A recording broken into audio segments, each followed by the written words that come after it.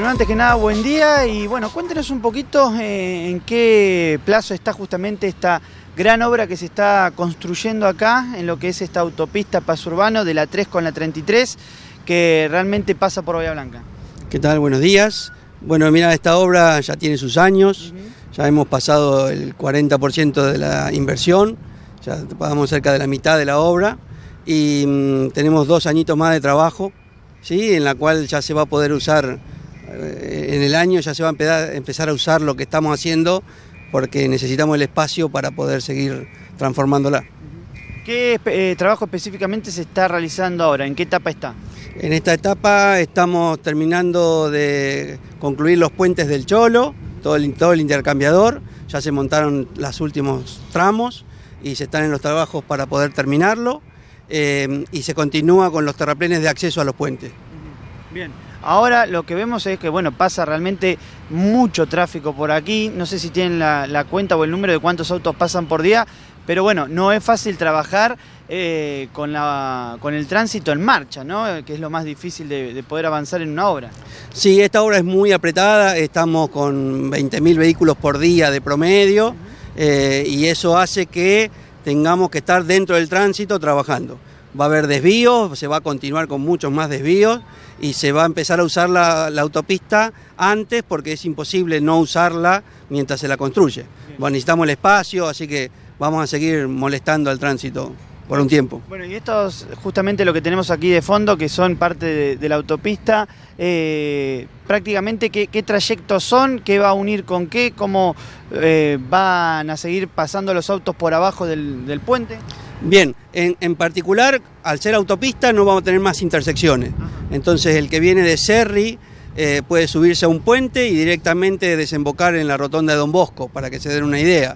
El que viene desde el Sesquicentenario bajando puede tomar la ruta 3 Sur o irse para Bahía Blanca hacia Colón, digamos, subiendo al puente y se olvida del ferrocarril, del paso a nivel que teníamos y de la T del Cholo, digamos. Bien, y además de eso van a haber colectoras que van a estar acompañando esta autopista, ¿no? Claro, todo el frentista que está hacia la ruta tiene su propia colectora, en este caso va a ser de un solo sentido y va a tener sus conexiones con la autopista para poder descender a la colectora y acceder a los servicios o acceder a la autopista y continuar por ruta. Bien. Silvio, también lo que podemos observar que nos llama la atención un poco justamente en esto que tenemos de fondo es que en la mayoría vemos 2 columnas y nos llama la atención justamente esta que tenemos acá, que hay una sola. ¿Eso para qué se debe? Bueno, en esa pila se decidió resolver diferencias de longitudes que hay en los espacios del puente, que tienen una pila mucho más grande, y la autopista que pasa por abajo, que va a ser la 3, no hay espacio para poder poner 2 columnas y se decidió con una columna hueca de 2,5 metros para poder resolver. Ahí es donde decimos lo apretado que está todo, ¿sí? No sobra mucho espacio para poder andar ubicando, porque no te olvides que esto va a tener geometría de autopista, con todos sus márgenes de seguridad, banquinas y demás. Necesitamos espacio. Bueno, recién me decía que va en un 40% de la obra, casi llegando a lo que es la mitad. ¿Cuáles son los pasos a seguir? ¿Cómo sigue esto a partir de ahora? Bueno, estamos en énfasis para poder terminar este puente grande que estamos pudiendo terminar. Esto termina una construcción de las losas que van in situ, después se terminan construyendo los cordones de protección para poder colocar los sistemas de defensa vehiculares para evitar el vuelco en caso de un accidente. Después se hace la carpeta de asfalto del propio puente para que tenga la rugosidad determinada para el puente que estamos haciendo y después hay que hacer una prueba de carga, que es una prueba de ensayo real al 70% de la carga de diseño y se miden las deformaciones que logra el puente y su reflejo cuando se descarga para verificar de que todo lo construido va a responder a lo calculado. Y recién ahí quedaría en condiciones de habilitar el puente para empezar a usarlo como un desvío de la propia obra para poder seguir construyendo el resto. Eso justamente le iba a preguntar, ¿eso para cuándo está previsto que puede llegar a funcionar? Porque en algún momento claramente se va a tener que empezar a utilizar para seguir construyendo otra parte, ¿no? Y va a haber que esperar, ¿sí? Por lo menos un añito para poder terminarlo. No tanto de construirlo, porque construirlo va a ser rápido, pero sí para poder conectar los restos de los tramos para poder acceder. Eso sí va a haber que esperar un poquitito, pero ya le digo, no lo vamos a hacer para esperar al final, porque lo necesitamos para seguir construyendo.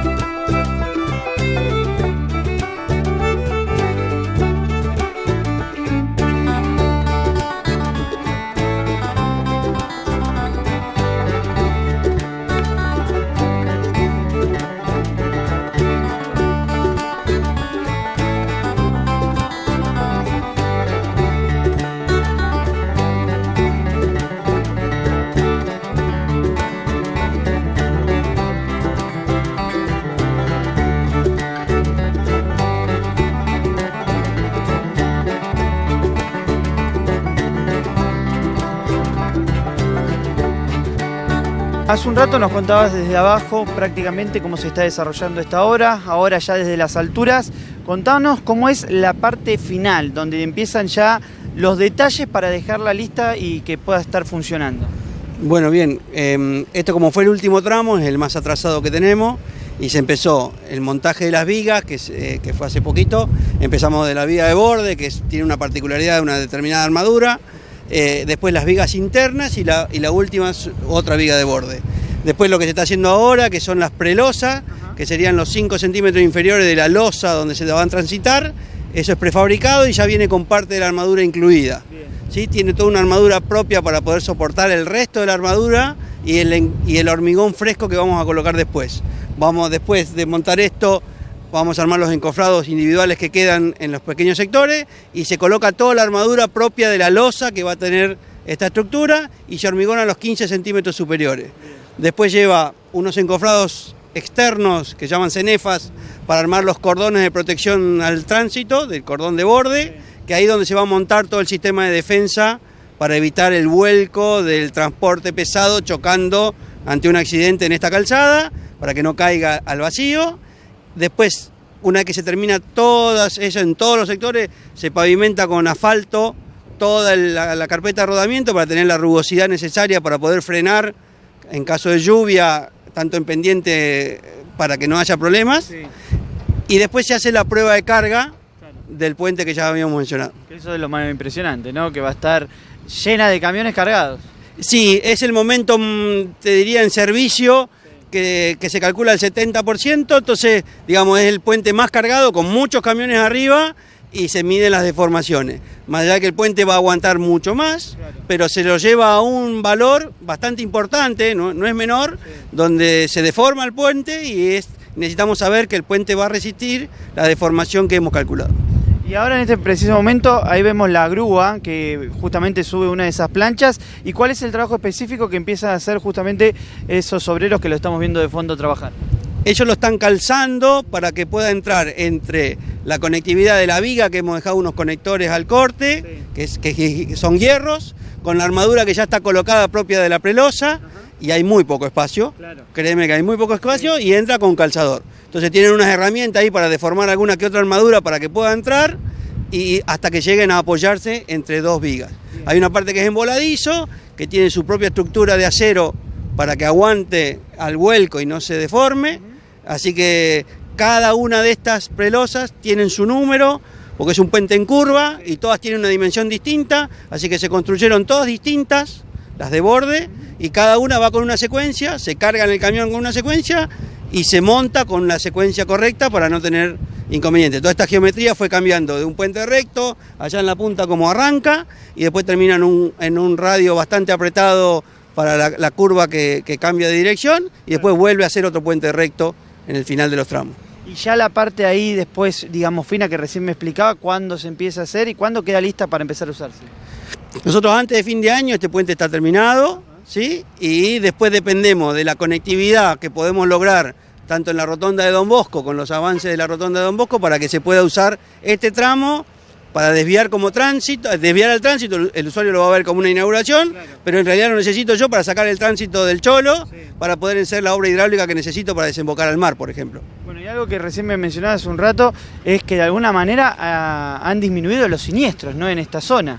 Sí, digamos, son números raros, pero lo que disminuye es la mortalidad de la intersección, y eso es debido al colapso que hay de tránsito. Cada vez hay más tránsito, se circula a muy baja velocidad, entonces tenemos siniestros, pero son menores, y no tenés las muertes que teníamos antes por una intersección a circular a gran velocidad. Ya no se circula a gran velocidad en el Cholo. Bueno, digamos que es la parte positiva de la obra mientras se va construyendo. Sí, nosotros cuando se habilita la obra, digamos, se habilitan velocidades mayores, y ahí hay que dar mucho énfasis en la seguridad, porque, digamos, uno se cree que ya está todo resuelto y genera sus dramas. Bueno, muchísimas gracias, muy completo. Gracias a ustedes por venir.